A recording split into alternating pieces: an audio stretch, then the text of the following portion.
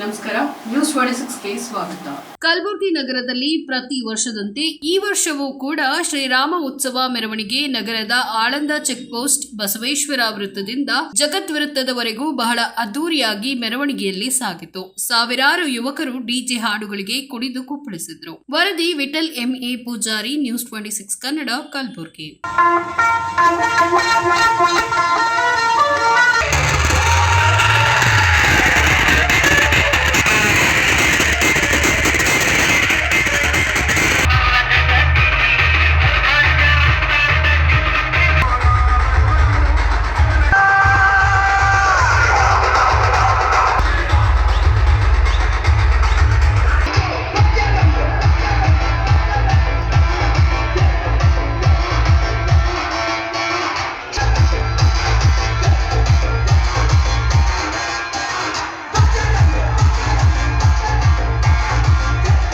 ಇನ್ನಷ್ಟು ಸುದ್ದಿಗಾಗಿ ನೋಡ್ತಾ ಇರಿ ನ್ಯೂಸ್ 26 ಕನ್ನಡ.